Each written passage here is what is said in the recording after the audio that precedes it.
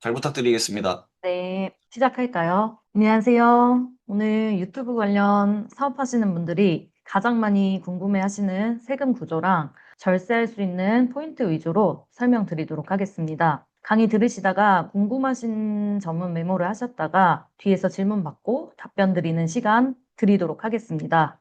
저는 가인세무회계에서 세무사무실을 운영하고 있는 고현희 세무사입니다. 전문 분야는 유튜브 관련 미디어 콘텐츠 장작업, 전자상거래업, 수출입 전문으로 하고 있는 세무사입니다.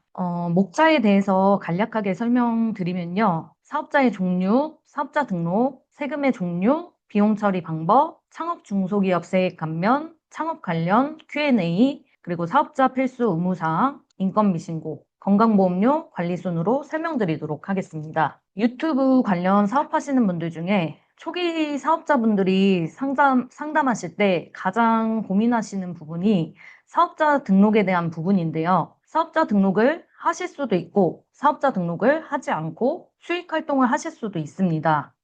여기서 사업자 등록을 하지 않은 분들을 프리랜서라고 지칭하고 말씀드려 보겠습니다. 과세사업자와 면세사업자, 그리고 사업자 등록을 하지 않은 프리랜서 세 가지 유형으로 비교해서 말씀드리겠습니다. 과세사업자는 업종 코드가 921505 미디어 콘텐츠 창작업 코드를 사용하고요. 그리고 편집자와 작가, 그리고 직원 고용을 할 수 있는 사업자이고요. 그리고 스튜디오와 장비, 시설 활용도 가능하고요. 이러한 인적 시설과 물적 시설을 갖추었다고 말씀드릴 수 있습니다. 부가가치세 신고 의무도 있고, 그리고 부가가치세 신고를 하게 되면 유튜브의 경우 구글 애드센스를 통해 외화로 입금받기 때문에 영세율로 신고가 가능합니다. 영세율로 신고하게 되면 매입에 대해서 매입세 공제가 되므로 부가가치세 신고하는 경우에 따라 환급세액이 발생해서 환급을 받게 되기도 하고요. 부가가치세 신고 납부 의무가 있기 때문에 세금 계산서와 계산서 발급도 가능하고 수취도 가능합니다. 그리고 더 중요한 차이점으로는 뒤에서 제가 좀 더 자세히 말씀드릴 건데 청년 창업 감면도 가능합니다. 50%에서 100%까지 감면되는 항목이기 때문에 엄청 중요하죠. 그리고 제일 많이 궁금해 하실 거예요. 그리고 면세사업자 업종 코드가 940306 1인 미디어 콘텐츠 창작업 코드를 사용하고요. 그리고 편집자와 작가, 직원 고용을 할 수 없어요. 그리고 스튜디오 등 고정시설을 활용할 수도 없습니다. 그리고 면세사업자이다 보니까 부가가치세 신고 납부 의무도 없고, 그리고 1년에 한 번 2월 달에 2월 10일까지 사업장 현황 신고를 하시면 되는데, 부가가치세 관련 납부할 세금도 없고 환급받을 수도 없습니다. 그리고 다만 세금계산서나 계산서 발급 수취는 과세사업자처럼 가능하고요. 그리고 소득세에서 공제 감면이 불가능합니다. 여기까지 확인하면 이왕 사업자 등록하실 거면은 면세사업자보다는 과세사업자로 등록하시는 게 세법상 유리하다는 거를 파악하실 수 있을 거예요. 그러면 프리랜서로 사업자 없이 수익 발생하시는 분들은요, 부가가치세 신고 납부 의무도 없고, 그리고 사업장 현황 신고도 하지 않습니다. 그러므로 세금계산서, 계산서 발급 수치를 하지 못하고요. 그리고 프리랜서도 종합소득세 공제 감면이 되지 않습니다. 다만 신고 납부할 의무가 없어서 어떻게 보면은 수익적인 면에서 초기에는 좀 더 간편하다고 생각하실 수 있습니다. 이렇게 과세사업자, 면세사업자, 프리랜서 이렇게 세 가지로 구분해서 아실 수 있고요. 그리고 사업 시작하실 때 또 하나 고민하시는 게 개인 사업자로 할지 법인 사업자로 할지 이것도 고민되시는 분이 있을 수 있어요. 처음 시작하시는 분들은 웬만하면 개인 사업자로 시작하시는 게 맞습니다. 법인 사업자보다 훨씬 단순하고 세금 관리도 훨씬 편하기도 합니다. 그런데 이미 타소득이 높거나 타소득이 높으신 분이거나 타소득이 연간 매출 3억 이상, 연간 이익 1억 이상이 있거나 아니면 다른 회사를 직장으로 다니셔가지고 소속되어 있는 근로자인데 겸업 금지 조항이 있으신 분들, 그런 분들, 사업자 등록을 하시면 안 되시는 분들에게는 회사에서 알면 안 되시는 분들, 그런 분들은 법인 사업자를 추천드립니다. 밑에 표를 보시면 왼쪽은 개인 사업자 세율표이고 6%에서 45%까지 세율 구간이 다양하고 최고 세율 구간이 굉장히 매우 높습니다. 반면에 오른쪽 표를 보시면 세율 구간이 10%에서 20%까지 비교적 왼쪽 개인 사업자 세율 구간보다는 간단하고, 그리고 최고 세율 구간이 20%로 개인 사업자보다 훨씬 낮아요.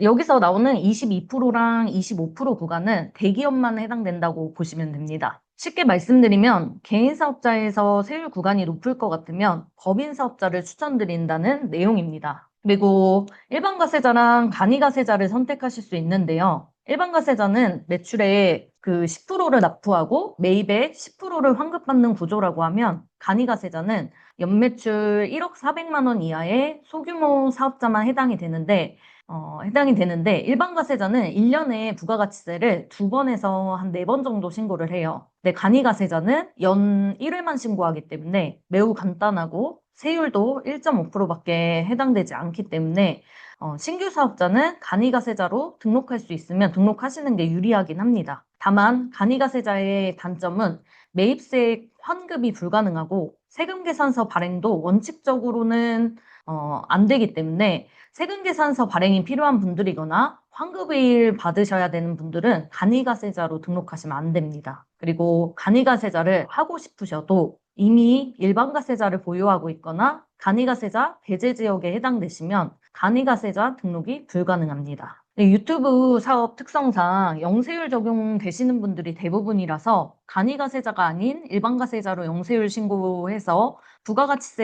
부가가치세를 환급받는 편이라서 대부분 저희는 일반과세자로 사업자 등록을 하게 되실 거예요. 그래서 앞서 사업자 종류에 대해서 설명을 드렸는데, 최적의 사업자 등록 전략이라고 해서 요약을 제가 해드리면은 연간 수입이 좀 이렇게 숫자로 좀 정해드려야 편하실 것 같아서 제가 제 임의로 정했어요. 그래서 연간 수입이 2천만 원 미만일 때는 프리랜서로 하셔도 됩니다. 사업자 등록을 하셔도 되고 안 하셔도 됩니다. 수입을 어느 정도 좀 지켜보다가 그 이후에 판단을 하셔도 되고요. 그리고 연간 수입이 2천만 원에서 5천만 원 사이가 되실 것 같으면 일반 과세자로 하셔서 영세율 적용도 받으시고 창업 감면 조건에 해당되시면 감면도 받으시는 게 훨씬 좋습니다. 그리고 시작하자마자 아까 앞전에 설명드린 것처럼 연간 수입이 높을 것 같고 근로소득과 같은 타소득이 이미 많을 때에는 법인 사업자를 고려해 보셔도 됩니다. 제가 상담을 하다 보면 세무처리를 혼자서 하고 계시다가 면세사업자로 등록해서 환급을 못 받아서 손해보신 분들도 계시고, 그리고 사업자 등록을 하지 않아서 지금 듣고 계신 강의비나 뭐 이런 것들 매입세 공제를 못 받으신 분들도 간혹 계세요. 그래서 처음 사업자 등록에 대해서 설명 들으신 분들은 이 자체가 좀 어렵다고 느껴지실 수도 있는데, 이거는 세무서에 문의를 하셔도 좋고, 그리고 저 같은 이제 세무사를 통해서 사업자 등록을 진행을 하시면 어렵지 않게 하실 수 있습니다. 그리고 사업자 등록 신청에 대해서 간단하게 말씀드리겠습니다. 가끔 보면 사업자 등록 신청 안 하시고 사업 운영을 하시는 분들도 계신데, 사업자 등록을 미등록하게 되면은 가산세 수익 금액의 가산세가 1% 정도 있고요. 그리고 매입세액에 대해서 불공제를 좀 늦게 신청하면 불공제를 받을 수 있기 때문에 사업자 등록은 원칙적으로는 사업 개시일부터 20일 이내에 등록 신청하셔야 됩니다. 그리고 상호랑 개업일 정하셔야 되고, 그리고 임대차 계약서도 필요하고요. 그리고 업종 코드에 대해서 정해야 되는데, 앞전에 말씀드린 것처럼 저희 유튜브 사업자분들은 업종 코드 91505 과세사업자 코드가 있고요. 그리고 940306 그리고 면세사업자 이렇게 코드가 있습니다. 신청 방법은 세무서에 방문하셔도 가능하시고 홈택스에 직접도 가능하시고, 그리고 어렵다라고 느끼시면 세무사를 통해서 신고 대행도 가능하세요. 그리고 조금 더 말씀드리면 집 주소에서 사업자 등록을 시작하시는 분들이 많을 거예요.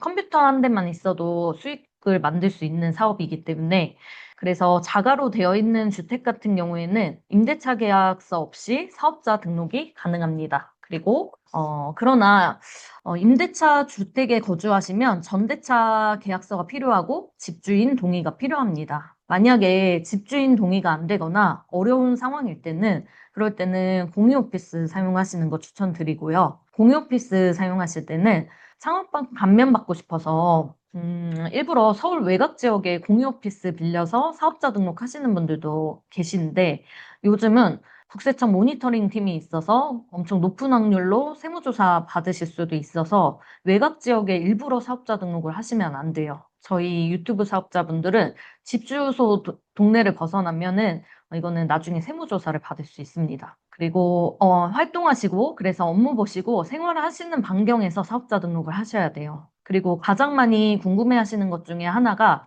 한 주소에 여러 사업자가 가능한지 이 부분도 좀 궁금해하시는데 보통은 전대차 계약이 있거나 임대차 계약을 좀 두 개로 나눌 수 있으면 가능합니다. 자택을 집 주소 사업자 등록 자택을 사업자 등록 주소로 사용하는 거는 집주인의 동의 그리고 집 주소가 사업자 등록에 표기되는 점까지 고려하셔서 결정 내리시는 것이 현명합니다. 그리고 이제 세금의 종류에 대해서 말씀드릴 건데요. 세금의 종류는 부가가치세와 소득세에 대해서 나누어서 설명을 드릴 거예요. 부가가치세 같은 경우에는 사업으로 벌어들인 매출 중에 부가가치세가 과세되는 상품 및 서비스에 붙어 있는 부가가치세를 소비자가 대신해서 납부하는 세금입니다. 개인 사업자는 부가가치세를 상반기, 하반기 이렇게 나눠서 1년에 2번 신고하고요. 여기서 아까 앞전에 말씀드린 간이과세자는 1년에 한 번만 신고를 하고요. 그리고 법인 사업자 부가가치세 신고 같은 경우에는 분기별로 1년에 4번 신고하게 됩니다.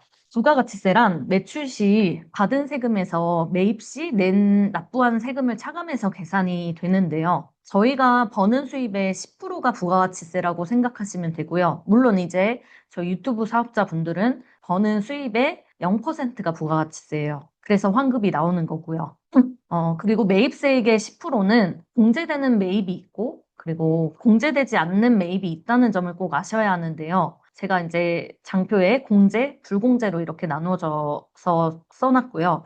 불공제에 대해서 간단하게 말씀드리면, 부가가치세는 적격증빙에 대해서만 공제가 가능한데요. 적격증빙이란 세금계산서, 계산서, 신용카드, 현금영수증 이렇게 4가지이고 이거 외에 혹시 간이영수증 같은 경우에는 공제로 인정되지 않습니다. 그리고 접대성 경비, 면세물품, 그리고 비영업용 승용자동차 관련 비용, 그리고 사적으로 사용하신 경비는 공제되지 않습니다. 다만 부가가치세법에 따라서 공제되지 않는다는 거지 종합소득세 신고 시에 경비로는 모두 반영이 가능하고요. 그래서 매출세액의 10% 매입으로 인정되는 공제되는 매입세액에서 10%를 뺐을 때 부가가치세 납부세액이 됩니다. 그러니까 저희는 매출세액이 0%니까 납부세액이 없고 그리고 공제되는 매입세액의 10%를 이제 차감했을 때 환급세액이 나오는 거죠. 그리고 종합소득세에 대해서 설명을 드리면 개인이 1년 동안 벌어들인 모든 소득을 합산해서 다음 연도 5월 달에 신고 납부하는 세금입니다.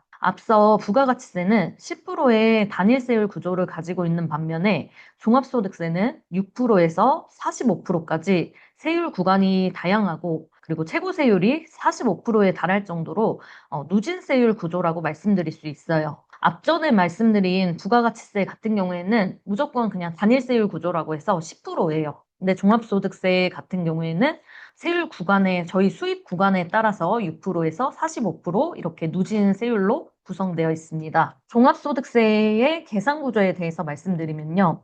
수익 금액은 저희 매출이고 필요 경비는 아까 부가가치세와 다르게 적격 증빙이 아니어도 모든 비용을 경비 처리할 수 있다고 말씀드렸어요. 공제와 불공제의 개념이 없다고 보시면 됩니다. 그리고 다음 장표를 보시면요. 부가가치세와 종합소득세에 대해서 처음 사업하시면 좀 헷갈려 하시는 부분이 부가가치세는 적격 비용으로만 비용 처리 가능하고 그리고 인건비가 비용 처리되지 않습니다. 차량도 마찬가지예요. 부가가치세는 공제되는 차량이 따로 정해져 있어요. 이 장표 내용에는 없지만 예를 들어서 경차 그리고 9인승 차량, 카니발이 있죠. 그리고 승합차, 트럭 이런 것들이 부가가치세법에서 정해진 공제되는 차량이에요. 그리고 반면에 종합소득세는 적격증빙 여부와 관계없이 간이 영수증이라고 해도 비용 처리가 모두 가능합니다. 통장에서 이체된 내용만 있어도 비용 처리가 가능하고요. 인건비 관련된 내용도 비용 처리가 모두 가능하고 다만 부가가치세의 적격 증빙은 제출하지 않아도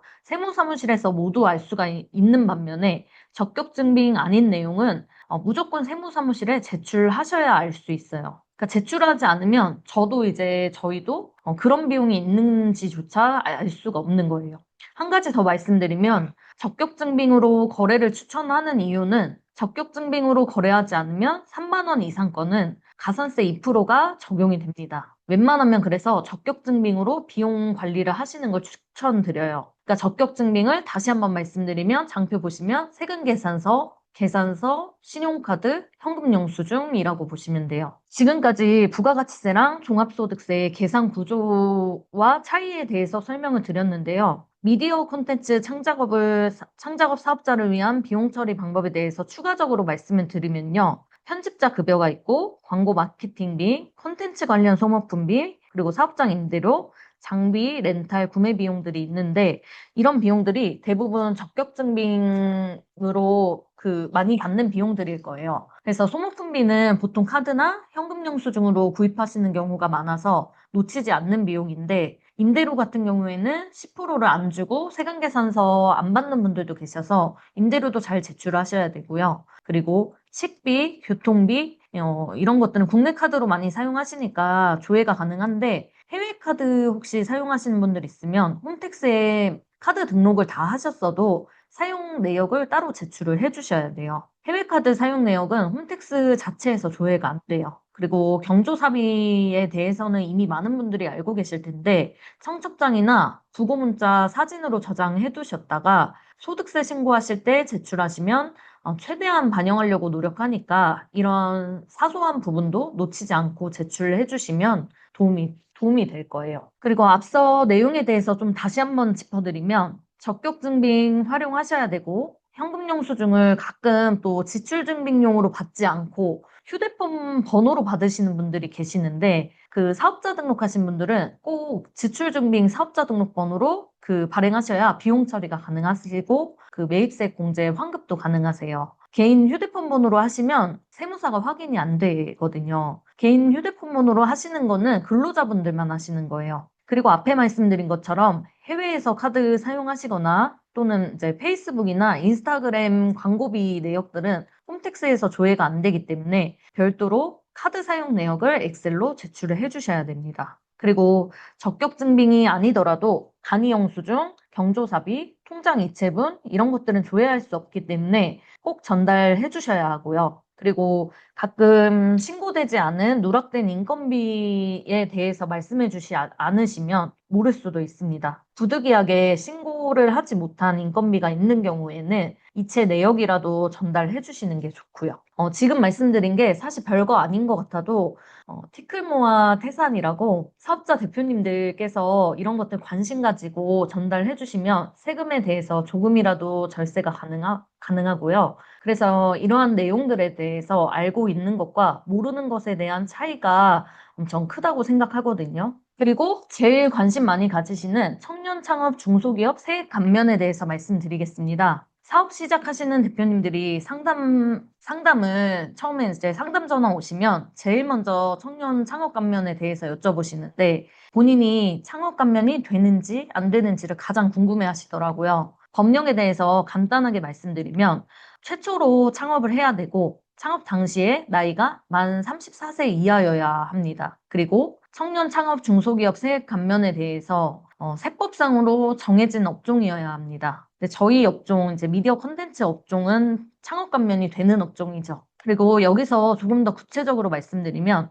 창업 당시 만 34세 이하인데 군대 다녀오신 분들은 군대 다녀온 기간만큼 최대 6년까지 연장을 해줘요. 나이에 대해서. 그러니까 만 34세가 군대를 2년 다녀오셨으면 만 36세까지 창업 감면이 된다는 뜻이에요. 그리고 생애 최초 창업이라는 뜻은 폐업하고 재창업하는 것은 안 된다는 뜻이에요. 유튜브 사업을 최초로 하신 분들이 앞으로 5년간 세액 감면 된다는 뜻이고요. 그리고 개인 사업자 하시다가 법인 사업자로 전환하는 거는 이 감면이 그대로 승계되어서 가능하고요. 감면율에 대해서 또 말씀드리면 25년도까지만 해도 수도권 과밀억제권 여과는 50%, 그리고 이제 과수도권 과밀억제권역 밖은 100%였었는데 26년부터 올해부터 일부 개정되어서 과밀억제권역 안은 그대로 50% 감면이 되고요. 그리고 수도권 지역이 새롭게 추가돼서 75% 감면이 되고 그리고 수도권 외의 지역, 지방은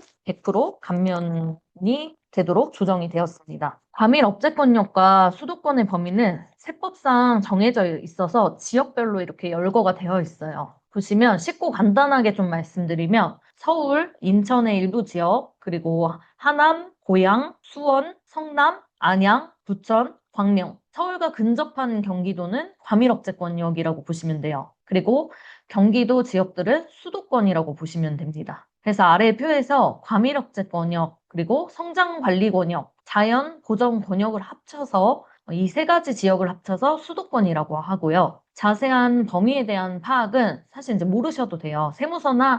세무서에 전화하셔도 되고, 세무사랑 상의하시는 게 좋습니다. 밑에가 너무 많아서 표는 일부만 좀 잘라서 집어넣고요. 그리고 창업 감면에 대해서 제일 궁금해 하시는 내용에 대해서 좀 미리 준비해봤습니다. 1인 미디어 첫 번째, 1인 미디어 콘텐츠업을 창업하고 다시 미디어 콘텐츠 창작업으로 다시 사업자 등록을 하면은 감면을 받을 수 있나요? 그러니까 면세 사업자로 창업했다가 다시 이제 과세 사업자로 다시 바꿨을 때 감면이 가능한가? 이런 질문인데요. 그러니까 창업 감면 받으실 수 있습니다. 24년도까지만 해도 된다 안 된다 뭐 하는 얘기가 좀 분분했었는데 25년 작년 예규에 면세 사업자에서 과세 사업자로 정정하는 거는 감면을 받을 수 있다고 예규가 정립이 되었습니다. 그리고 두 번째, 전자상거래업을 사업자 등록하셔서 하시다가 중간에 유튜버 이제 미디어 콘텐츠 창작업을 사업자에 추가하면 창업 감면을 받을 수 있을까요? 안 됩니다. 창업 감면의 조건상 첫 창업만 가능하기 때문에 중간에 사업자 등록에 중간에 업종 추가하는 것은 창업 감면에 해당되지 않습니다. 그래서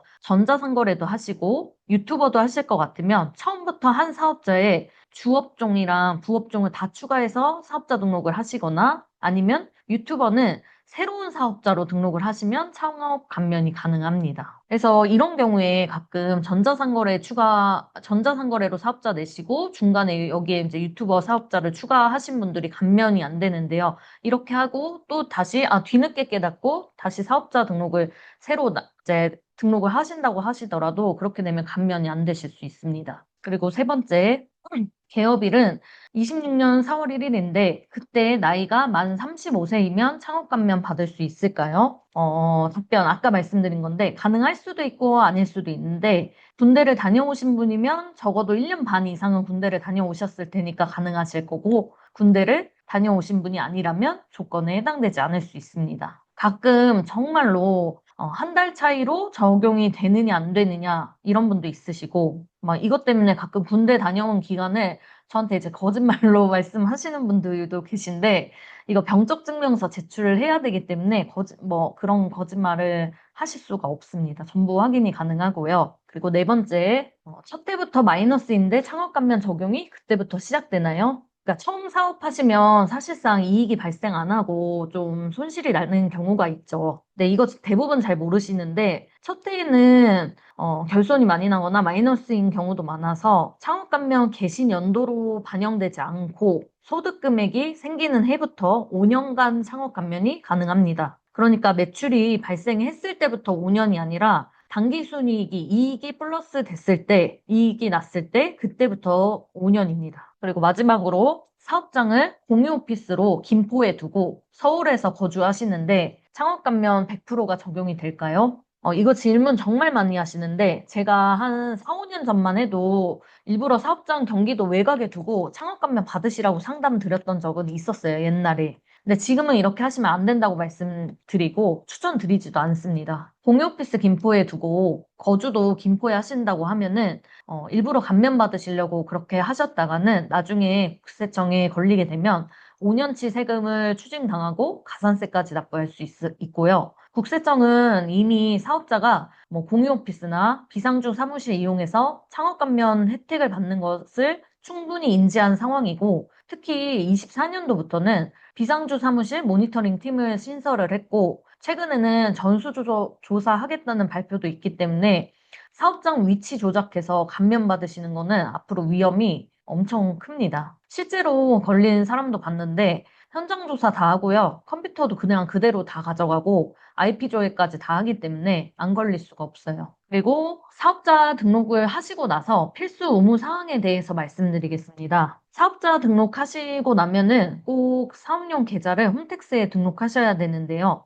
원래는 복식부기 의무자들만 등록하시는 건데 복식부기 의무자가 언제 될지 저도 모르고 여러분들도 모를 거예요. 그래서 사업자 등록하자마자 사업용 계좌 등록하시고 나면 불이익 없으실 거라서 꼭 사업자 등록을 하시고 나서 계좌 신고하시는 게 좋습니다. 그리고 미신고하게 되면은 가산세가 수익 금액의 0.2% 정도 있고 미등록 기간의 거래 대금의 0.2%가 가산세가 있고요. 그리고 미신고뿐만 아니라 미사용 가산세도 0.2% 정도 있습니다. 그리고 조특법상 세액 감면 적용이 배제되는데 앞전에 말씀드린 중소기업 세액 감면 혜택을 받을 수가 없어요. 현금영수증 등록을 안 하시면. 그래서 사업용 계좌를 등록을 안 하시면. 그래서 꼭 사업용 계좌를 등록을 꼭 하셔야 돼요. 그리고 사업용 카드 홈택스에 꼭 등록하시는 게 좋아요. 이거는 법적 강제 사항은 아닌데 등록하지 않으면 카드 사용, 부가가치세 신고하실 때도 그렇고 소득세 신고하실 때도 그렇고 카드 사용 내역을 모든 카드사마다 다 요청해서 엑셀로 매번 신고 때마다 제출하셔야 되는 번거로움이 있기 때문에 사업용 카드는 홈택스에 등록하시는 게 좋습니다. 그리고 현금영수증 가맹 가입을 꼭 하셔야 되는데요. 사업자 등록하시고 현금영수증 가맹 가입하라고 카톡 알림 받거나 문자 알림 받거나 하실 거예요. 그리고 우편을 받으실 수도 있고요. 방법은 홈택스에서도 가능하시고, 그리고 모바일 어플을 있으시죠? 어플에 손택스라고 있어요. 홈택스가 아니라 손택스. 모바일 손택스도 가능하시고, 126으로 전화 주셔서 현금영수증 가맹 가입도 가능하십니다. 근데 이거 현금영수증 가맹 가입을 안 하시면 사업용 계좌 등록 안 하신 것처럼 조특법 아까 세액 감면 적용이 배제됩니다. 감면이 안 된다는 건데 청년 창업 중소기업 세액 감면이 배제가 돼요. 유튜브 사업 하시는 분들은 현금영수증 의무 가입 대상은 아니에요. 그렇지만 감면을 받아야 되기 때문에 현금영수증 가맹 신청을 꼭 하셔야 돼요. 현금영수증 발행할 일이 없는데 싶어도 하셔야 됩니다. 감면 받으시려면. 그리고 꼭 유튜브 사업뿐만 아니라 여러 업종이나 다른 사업을 운영하실 수도 있으니까 또 알고 계시는 게 좋겠죠. 그리고 미이행하게 되면은 과태료가 20%예요. 앞전에 인건비 비용 처리는 제가 부가가치세 공제가 안 되고 종합소득세에서는 공제가 가능하다고 말씀을 드렸었는데 예시를 한번 보여드릴게요. 1억 원의 소득을 가정했을 때 케이스 A는 인건비 신고를 한 거고요. 케이스 B는 인건비 신고를 미신고했을 때 A는 예상소득세가 한 680만 원 정도 예상이 되지만 케이스 B는 그 예상소득세가 2,150만 원 정도 예상이 됩니다. 그러니까 초기에 사업하시는 분들은 직원 없이 혼자서 사업하시는 분들이 많을 텐데 그런 분들도 사실 이제 가족들이 업무를 같이 돕거나 같이 일하는 사업장이라고 하면은 가족 인건비도 신고하실 수 있습니다. 세금이 정말 많이 나올 때는 정말 인건비 신고가 누락되지 않게끔 진행한다면 이 소득세 절세도 가능하고 건강보험료 절세도 가능합니다. 그리고 4대 보험 두루누리 지원금에 대해서 설명드리면요. 이거는 지금 사업을 시작을 하시고 한참 뒤에 지나면 나중에 이제 편집자도 고용하실 수도 있고, 작가도 고용할 수 있고, 어시스트도 고용하실 수도 있잖아요. 그러니까 지금 당장 해당은 안 되더라도 아시면 좋은 내용인데, 4대 보험과 두루누리 지원금에 대해서 설명을 드리면, 인건비 신고 시작하시면 4대 보험에 대해서 진짜 질문 정말 많이 하시거든요. 근데 개인 사업자 대표자는 근로자가 아니라서 본인이 본인 사업장의 인건비 신고 대상이 안 되고요. 법인 사업자 대표자는 대표자도 근로자이므로 급여 책정이 가능합니다. 법인 대표자 인건비 신고를 하지 않게끔 무보수 신고도 가능하고요. 정말 근로자를 채용해서 4대 보험료를 부담하게 된다면 대표자와 근로자와 50%씩 반반 부담해서 납부하게 됩니다. 그리고 조건이 되는 근로자라고 하면은 두루누리 사회보험료 지원도 가능하고요. 저희 회사에 입사하기 위해 1년간 4대 보험 가입 이력이 없고, 그리고 기준급여가 270만 원 미만 신규 가입자라고 하면은 국민연금과 고용보험료의 80%가 지원이 됩니다. 예를 들어서 270만 원 기준이라고 하면 국민연금이 한 24만 원 정도 나오거든요. 근데 24만 원 정도 나오는데 거기에 이제 한 19만 원 정도가 지원금으로 나온다는 뜻이에요. 두루누리 지원금이 생각보다 크거든요. 그리고 4대 보험 직원을 채용하고 났을 때 세법적인 혜택에 대해서 말씀드리면 통합고용증대 세액공제라고 있어요. 4대 보험 직원을 채용했을 때 사업주가 4대 보험료를 납부하게 되지만 반면에 이제 세법적인 혜택이 통합고용증대 세액공제라고 하는데 4대 보험 직원만 해당되는 세액공제고요. 그러니까 프리랜서 직원을 뒀을 때는 해당되지 않는 공제예요. 고용 인원 한 명당 최대 1,550만 원까지 세액공제되는 엄청난 혜택이고 중소기업이면 최대 3년간 공제받을 수 있고요. 그리고 25년도까지만 해도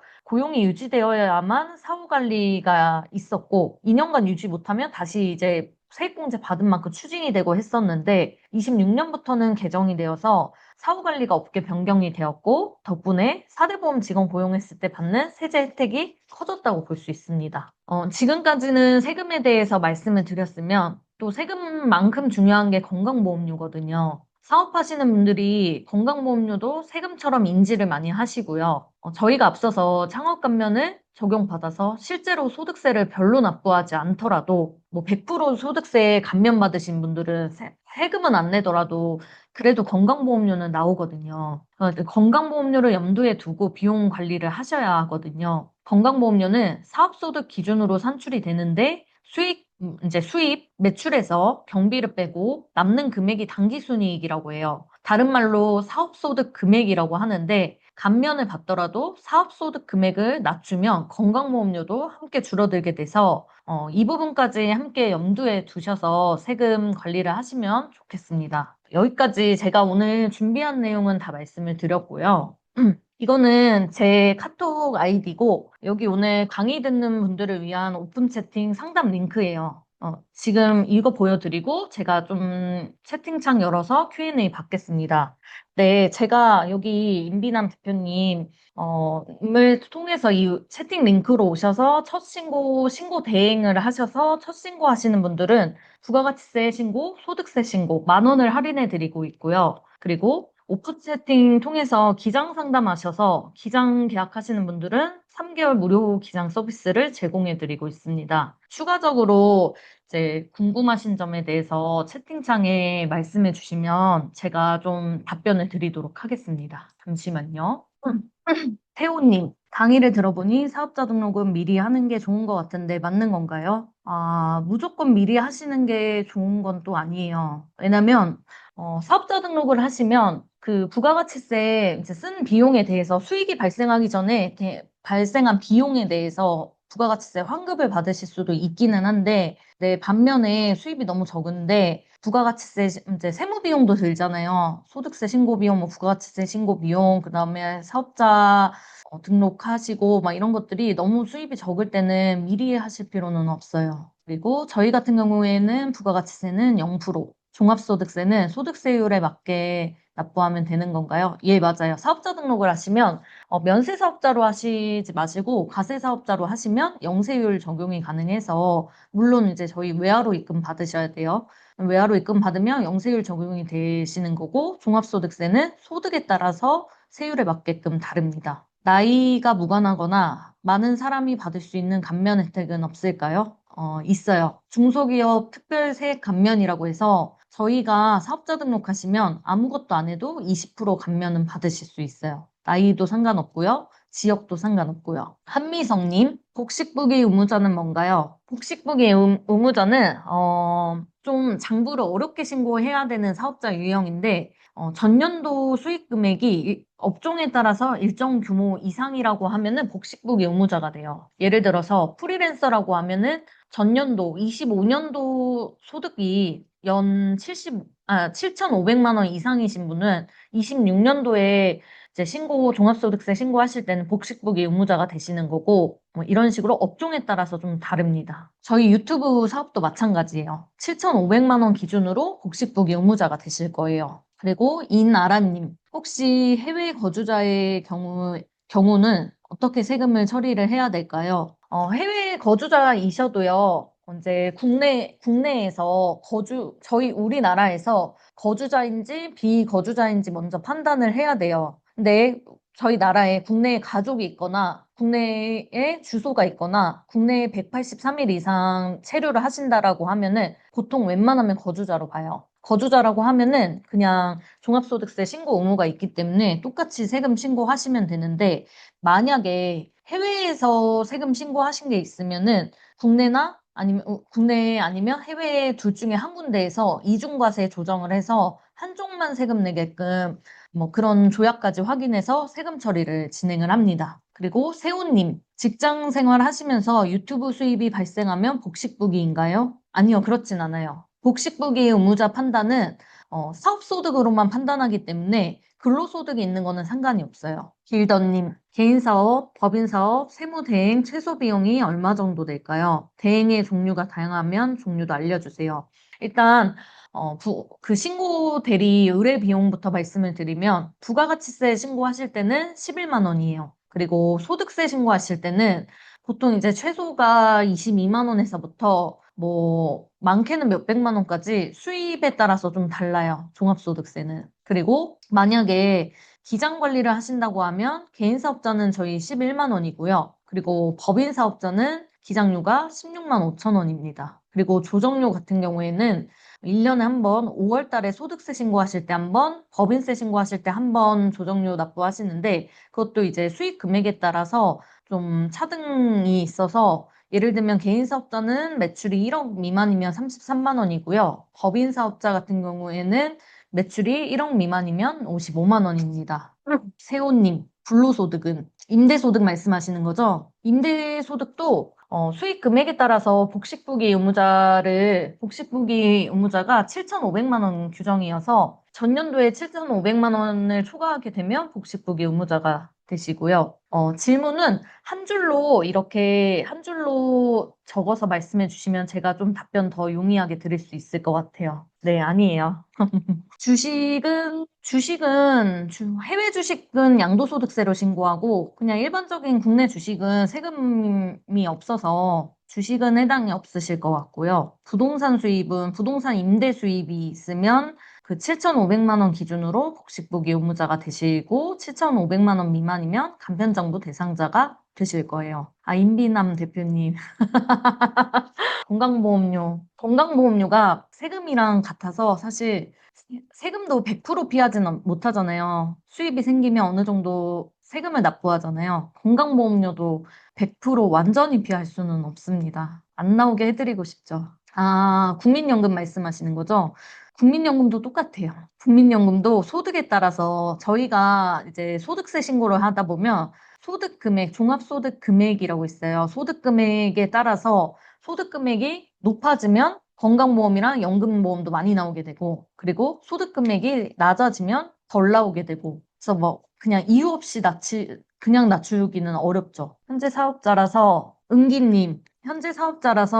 도소매업으로 복식부기 의무자입니다. 업종 추가를 하는 게 나은지, 새 사업자 등록을 하는 게 나은지요. 새 사업자를 추가로 등록하면 기존 사업장 주소지를 그대로 쓸 수 있나요? 지금 도소매업으로 운영을 하시는 건데, 업종 추가를 유튜브 사업을 추가하신다는 거죠. 유튜브 미디어 창작. 유튜브를 추가하신다는 거는 그러면 감면 받으시려면 아까 제가 감면 혹시 설명드렸잖아요. 감면에 해당되시는 분이라고 하면은 업종 추가하게 되면 감면을 받을 수가 없어요. 그래서 무조건 새로 사업자 등록을 하셔야 돼요. 감면 해당이 안 되시는 거예요. 그러면 그냥 추가하셔도 됩니다. 추가하셔도 되는데, 도소매업이랑 유튜브 사업이랑 그래도 업종이 다르기 때문에 이왕이면 사업자 등록을 분리해서 하시는 게 여러모로 또 유리할 수 있어요. 그리고 새 사업자를 추가로 등록하면 기존 사업장 주소지를 그대로 기존에 있는 사업자 등록에 업종을 추가하는 거는 기존 사업장 주소지를 그대로 쓸 수 있죠. 그리고 빌더님, 종합소득세 비용 처리로 적격 증빙 외에도 가능하다고 하셨는데 대표적으로 비용 처리하는 것은 어떤 게 있을까요? 제일 이제 많은 게 첫 번째가 인건비 신고고요. 인건비 신고고 그리고 두 번째가 세금 계산서를 받지 않는데 통장에서 이체된 내역이 있으면 그 이체된 내역도 비용 처리가 가능하시고 그리고 제일 이제 여러분들이 좋아할 수 있는 청첩장, 경조사비 뭐 이런 것들 비용 처리할 수 있습니다. 적격 증빙이 아니어도. 그리고 은기님, 새로 사업자를 내면 기존 주소지를 같이 써도 되냐고 말씀하신 거죠? 근데 보통은 원칙적으로는 안 돼요. 그냥 한 주소지에 두 개의 사업자를 내는 건 세무서에서 사업자를 내주지 않아요. 사업자를 내주지는 않아서, 이제 방법이 그런 경우에는 기존에서 전대차 계약을 해서 전대차 계약서를 통해서 사업자를 하나 더 추가할 수는 있어요. 근데 이게 지금 제가 말씀드리는 게 상황에 따라서 되는 경우가 있고 안 되는 경우가 있어서 좀 더 구체적으로 얘기를 해봐야 돼요. 좀 개인적인 내용이나 좀 그런 것들은 나중에 오픈 채팅을 통해서 또 말씀 주셔도 돼요. 더 질문 주세요. 네. 세무 용어가 외래어 같아요. 너무 어렵네요. 녹화본 여러 번 반복해서 보고 문의사항 있으면 그때 여쭤볼게요. 네, 그러셔도 돼요. 어렵죠. 그래서 제가 천천히 좀 또박또박 말씀드리려고 노력했는데 좀 처음 들으면 다 어려울 수 있어요. 그쵸? 처음 듣는 단어가 많으면 어렵죠. 그러니까 저도 처음 사업하시는 분들이 상담 오시면은 그러면 제가 이제 설명을 드려도 처음에 다 이해를 못 하시는 경우가 있고 한 1년 정도 사업을 하시면 이제서야 부가가치세가 있구나, 소득세가 있구나 이렇게 생각하시거든요. 개인 사업자 기장료는 11만 원이고 매달입니다. 저희는 그 기장 관리를 했을 때 제가 또 잘하는 것 중에 하나가 가결산을 좀 정리를 미리 해드려요. 그래서 12월 되기 전에 10월, 11월 가을쯤에 1월부터 9월까지 매출 정리하고 매입 정리해서 예상 그 영업이익 도출해서 예상 소득세를 좀 계산을 해서 여기서 이제 업종 평균보다 세금이 좀 많이 나올 것 같으면 그냥 어떻게 해야 되는지 방법도 말씀드리면서 좀 세금 줄일 수 있는 노력을 저도 하고 그리고 대표님도 같이 하시고 이렇게 돼서 좀 예상을 하고 계시면 다음 연도 5월에 소득세 통보만 좀 드려도 좀 어느 정도 이미 세금 얼마 나올지 다 알고 계시거든요. 한미성님, 개인 사업자로 하면 사업자 통장이나 카드는 따로 만드는 게 나은가요? 아니면 기존 통장, 카드 써도 상관없나요? 그 세금적인 면에서는 개인 사업자로, 그 사업자 통장을 쓰셔도 되고, 사업자 카드를 쓰셔도 되고, 개인 통장, 개인 카드 쓰시는 거 다 상관없어요. 상관없는데, 이제 그래도 나중에 뭐 혹시나 조사를 받을 수도 있고 세무서에서 뭔가 내역을 달라고 할 수도 있고 하기 때문에 대표님이 관리 목적으로 이제 사업자용이랑 개인용을 구분하시는 게 나중에 관리 목적으로 편하시니까 그렇게 관리 목적으로 용이하시려면 나눠서 하시고 세금적인 거는 사실 저도 이제 부가가치세 신고를 해도 개인카드, 사업용카드 다 달라고 말씀드리고 그리고 소득세 신고할 때도 뭐 통장 필요하면 사업자 통장, 개인 통장 구분 없이 필요하면 다 받거든요. 그래서 크게 상관은 없습니다. 수창? 수창이 뭘까요? 수입 창출. 수익 창출. 제가 응원 드리겠습니다. 수익 창출 얼른 하셨으면 좋겠습니다. 그래도 유튜브 사업하시는 분들은 수익 창출이 한번 되고 나면 좀 꾸준히 올라가는 것 같아서 지금 배우고 시작하시는 분들이 많으신 거죠? 강의 듣고 다 수익 창출돼서 기장하러 오시면 좋을 것 같아요. 더 질문 없으신가요, 혹시? 제가 조금만 더 기다려 볼게요. 네. 오픈톡 한 번 더 말씀드릴게요. 잠시만요. 지금 보이시나요? 은기님, 만약 기존 사업자의 업종 추가로 하면 기존 매출에서 유튜브 수익까지 합산돼서 매출이 잡히나요? 예, 맞죠. 당연히 그렇게 되고요. 부가가치세 신고할 때도 업종 추가하시면 같이 신고하시게 되어 있고, 그리고 소득세 신고에도 같이 신고하게 되어 있어요. 근데 두 개의 사업자를 운영하는 거랑 하나의 사업자로 두 업종을 운영하는 거랑 매출과 매입이 수익과 비용이 변하진 않아요. 변하진 않는데 그래도 구분하시면 제가 신고하는 입장에서 말씀드리면 구분하시면 뭔가 감면을 업종에 따라서 감면받는 내용이 다르기 때문에 그 감면을 손해보지 않게 좀 해드릴 수도 있고 예를 들어서 제 도소매업 감면은 10%예요. 근데 유튜브 사업은 감면업이 중소기업 특별 감면이 20%예요. 그러면 유튜브 사업이 감면율이 높잖아요. 그럼 저는 유튜브 사업 쪽에 수익이 더 크면 대표님이 유리하겠구나라고 생각을 하는데, 이런 것들에 대해서 좀 어느 정도 카드 같은 것도 제가 좀 옮기기도 하거든요. 좀 사업자가 두 개이면 조금 더 유리하게 해드릴 수도 있는데, 사업자가 하나로 돼 있으면 그게 조금 더 불리할 때도 있어서, 그래서 구분하시는 거를 장기적으로 보고 수익이 커질 것 같으면 분리하시는 게 추천드리고, 수입이 5천 미만일 때는 같이 하신다고 하셔도 크게 차이는 안 날 것 같아요. 안병준님? 저희 신고하시는 분이죠? 네. 익숙한 이름이 있으셔서 연소득 얼마 넘어가면 법인 사업자 고려해야 되나요? 아까 설명해 주신 것 같아서 못 들었어요. 청년 창업 세액 감면 기준으로 등록한 개인 사업자를 법인 사업자로 승계할 수 있나요? 감면은 법인 전환하게 되면 승계할 수 있어요. 그건 승계하실 수 있고, 연소득은 유튜브 사업 기준으로 말씀드리면 연수입이 한 3억 정도 넘어가게 되면 법인 사업자로 고려해 보시는 게 추천드리고, 그리고 혹시 3억이 되지 않더라도 당기순이익이 1억 이상 될 것 같으면 법인 사업자 고려하시는 게 좋습니다. 길더님, 종합소득세 비용 처리, 세금 계산서 받지 않은 통장에서 이체 내역 중에 이체한 거 아무거나 하면 안 될 것 같은데 예시라든가 조금 더 자세히 알려주실 수 있을까요? 근데 제가 말씀드린 것 중에 대부분 적격증빙 사용하시는 걸 추천드리는 게 첫 번째거든요. 적격증빙 다시 한번 제가 말씀드리면 세금 계산서, 신용카드, 현금 영수증이에요. 그러니까 저희가 밖에 나가서 밥 한 끼를 사 먹어도 요즘은 다 카드를 사용하죠. 그 카드 사용하신 내역에 대해서는 이제 부가가치세 공제도 받을 수 있고 소득세 비용 처리도 하실 수 있는 건데 세금 계산서 받지 않은 통장이라고 하면은 계산서 받지 않는 게 가끔 임대료가 있을 수 있어요. 임대료 이체 내역 그거라도 달라고 해서 저희는 비용 처리를 하는데 그거 말고는 임대료 말고는 사실상 이체한 내역이 뭐 크진 않고 많지도 않으실 거예요. 대부분 그러시긴 하거든요. 이왕이면 사업의 안정성을 위해서는 적격증빙 최대한 활용하시는 게 좋아요. 요즘은 현금 들고 다니시는 분들이 거의 없기 때문에. 그리고 임대료도 저희는 집 주소로 대부분 사업자 등록 초반에 하시기 때문에 임대료가 없어요. 좀 더 예시를 생각해 본다라고 하면 정말 경조사비는 그래도 뭐 요즘 결혼식장을 가도 10만 원, 5만 원, 10만 원, 20만 원 단위로 하니까 경조사비 더 이제 내역, 청첩장 이런 거 더 잘 챙기시는 게 좋고 그거 말고 현금 쓰는 경우가 뭐 가끔 뭐 택배비 조금 있을 수 있는데 택배비도 잘 많이 없는 사업자예요. 저희가 도소매업이 아니라 주시면 20만 원으로 무조건 합니다. 세법에서 인정하는 경조사비가 청첩장이 최대치가 20만 원이거든요. 뭐 5만 원을 추기하셨는데 준 청첩장이어도 저희는 받으면 무조건 20만 원으로 비용 처리를 하고 있어요. 그리고 길더님, 임대료 측면에서 이미 오피스텔 월세 내고 있는 거를 사업자 등록하고 증빙 처리할 수 있는 건가요?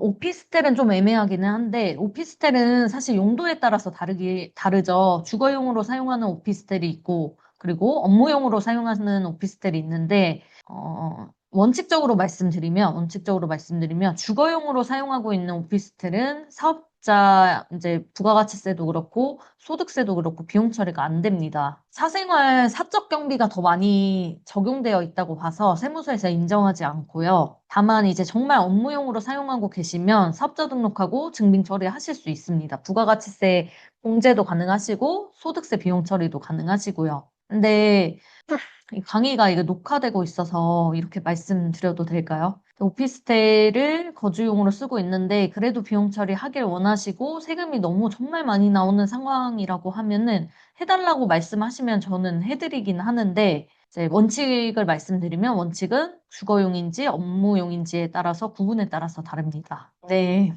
좀 더 질문 받아볼게요. 네, 없으신 것 같아서 그러면 강의 마치도록 하겠습니다. 오픈 채팅에서 궁금하신 점은 질문 주시고, 질문을 주시면 오늘은 답변을 제가 못 드릴 것 같고, 주시면 내일 제가 순차적으로 답변을 드리겠습니다. 저기, 감사합니다. 대표님 잠깐만요. 네, 대표님 소개 한 번만 더 제가 간단하게 해드리면은, 네, 네. 아까 그 맨 첫 맨 처음에 그 소개 그 있잖아요. 이 자료 화면에서. 아, 네네. 좀 더 자세히 한번 해주세요. 여러분, 이분이 그냥 세무사분이 아니고, 세무사 대표분이신데, 세무사도 저는 이제 실력에 따라서 절세 실력이 또 다르다고 알고 있거든요. 그거를 또 이제 해주시는 분인데, 그냥 세무만 하시는 게 아니라, 좀 제휴된, 뭐, 예를 들어 뭐, 변리사, 노무사, 뭐 이런 같이 좀, 대표님이 좀 말씀해 주세요. 네. 아, 네. 제가 영등포에서 세무사무실 운영하고 있는 대표 세무사고요. 그리고, 제가 많이 그 전문 분야로 하는 건 미디어 콘텐츠 창작이랑 수출입 전문 많이 하고 있어요. 그래서 영세율 적용되는 사업장 저희 많고요. 그리고 제가 또 법인 전환 컨설팅도 많이 하고 있고 해서, 그리고 저희 사무실이 잘하는 점이 아까 말씀드린 것처럼 가결산 업무를 미리 해서 좀 예측 가능하게, 세금이 좀 예측 가능하게 좀 안내를 드리고 있고, 그리고, 제가 그래도 일을 많이 하는 세무사거든요. 그러다 보니까 정책자금이라든지 대출이라든지 이런 쪽에도 관심이 많아서 정책자금 대출 받고 싶으신 분들한테도 좀 유리하게 적용해드리고 있거든요. 그래서 그렇게 열심히 잘 하고 있습니다. 네. 네, 정말 실력이 있으신 분이라서, 네, 나중에 궁금한 거 있으시면 항상 뭐 편하게 무료로 물어보시면 됩니다. 네. 음. 네, 오늘 고생 많으셨습니다. 네. 감사합니다. 저는 나가보겠습니다. 네, 저는 조금 더 설명드릴 게 있어가지고, 네, 네. 고생하셨습니다.